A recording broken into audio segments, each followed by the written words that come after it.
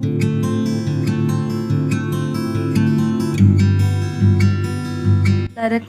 अस्सलाम वालेकुम friends. Last lecture में हम लोगों ने supracondylar fracture of humerus in children पढ़ा था। मैंने आपको बताया था कि ये लॉन्ग क्वेश्चन हमारे पास पेपर के अंदर आया हुआ है और पिछली वीडियो के ना पूरे डिटेल में मैंने आपको यहाँ तक पढ़ा दिया था। और जो लॉन्ग क्वेश्चन में जिस तरह आया हुआ है मैंने आपको बताया था, जो मेरे नोट्स हैं उनमें से मैं आपको पढ़ा दूँगी। अब नेक्स्ट हमारे पास इसका टॉपिक है रेडियल हेड फ्रैक्चर। यानी अब हम सुप्राकंडाइलर फ्रैक्चर देख लें तो वो ह्यूमरस का पार्ट है। ह्यूमरस का यानी डिस्टल पार्ट हमारे पास जो सुप्राकंडाइलर फ्रैक्चर्स उसमें आते हैं। अब हम फोर आर्म के रीजन पे आ जाते हैं। फोर आर्म के रीजन पे कौन सी दो बोन्स आ रही होती है? एक रेडियस आ रही होती है, दूसरा अल्ना आ रही होती है। अब रेडियस और अल्ना दोनों के प्रॉक्सिमल फ्रैक्चर हम लोगों ने पहले पढ़ने हैं।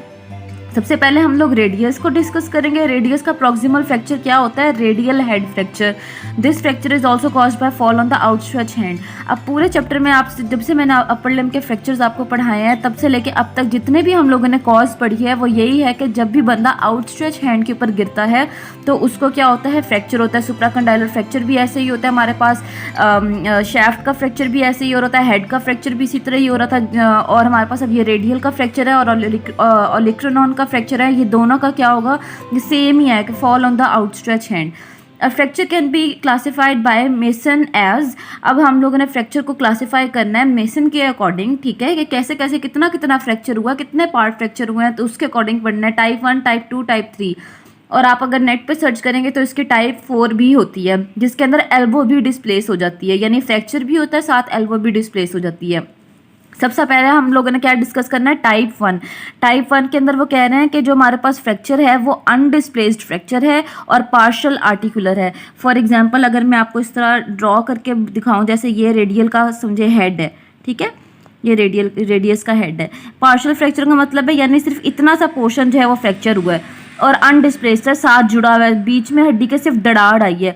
और क्या है हमारे पास? आर्टिकुलेट भी कर रहा है, जाहिर है। ऊपर हमारे पास किसके साथ आर्टिकुलेट कर रहा होगा? कैपिचुलम के साथ वो आर्टिकुलेट कर रहा होगा। फिर टाइप 2 के अंदर क्या है? Displaced partially articular. इसके अंदर अब ये जो ये पार्ट है ये हमारे पास डिस्प्लेस होके टूट के अलहदा हो गया। 30% केसेस के अंदर ऐसा हो जाता है। फिर हमारे पास है टाइप 3 जिसके अंदर कम्युनिटेड। कम्युनिटेड का क्या मतलब है? कि जो रेडियस का हेड है वो टुकड़े टुकड़े हो गया। इतना आपको मतलब कि स्वेयर फ्रैक्चर हुआ है कि वो बिल्कुल ही चकनाचूर हो गया उसका हेड, ठीक है?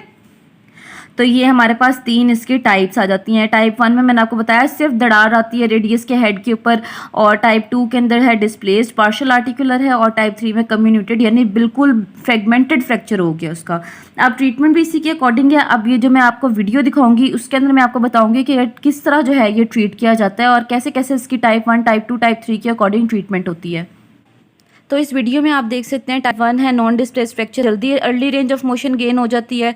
टाइप 2 के अंदर हमारे पास वही partial articular fracture with displacement, ठीक है? 30% केसेस के अंदर ये डिस्प्लेस्ड हमारे पास हो जाता है। तो इसमें रिडक्शन की जरूरत पड़ेगी, ओपन रिडक्शन, इंटरनल फिक्सेशन करेंगे, ठीक है? जिसके अंदर स्क्रूज एंड प्लेट्स हम लोग यूज़ करते हैं। स्क्रूज लगाएंगे और उसके बाद प्लेट लगा के इसको फिक्सेट कर देंगे, रिड्यूस कर देंगे यानी फ्रैक्चर को। ये प्लेट आ गई, प्लेट को हम लोगों ने लगाया रेडियस के हेड के साथ और इसके अंदर स्क्रूज जो है वो इंसर्ट की और हमारे पास जो रेडियस का हेड है वो फिक्स हो गया। अब टाइप 3 के अंदर हमारे पास है कम्युनिटेड फ्रैक्चर। इंटायर रेडियल हेड जो है वो बिल्कुल फ्रेगमेंटेड हो गया है। अब रिडक्शन भी हमें ज़रूरत है, फिक्सेशन की ज़रूरत है और फिर हमें स्टेबलाइजेशन की ज़रूरत है। इसके अंदर क्या होगा कि एक चीज़ बिल्कुल चकनाचूर हो गई है तो आप उसको जोड़ोगे तो नहीं ना उसके पीसेस को, आप क्या करोगे? एक्सीजन कर दोगे। टाइप 3 का हमारे पास मेन जो होता है वो एक्सीजन होता है। एक्सीजन करके हम लोग नया प्रोस्थेसिस का हेड डाल देते हैं और नया जो है वो रेडियस का हेड लगा देते हैं।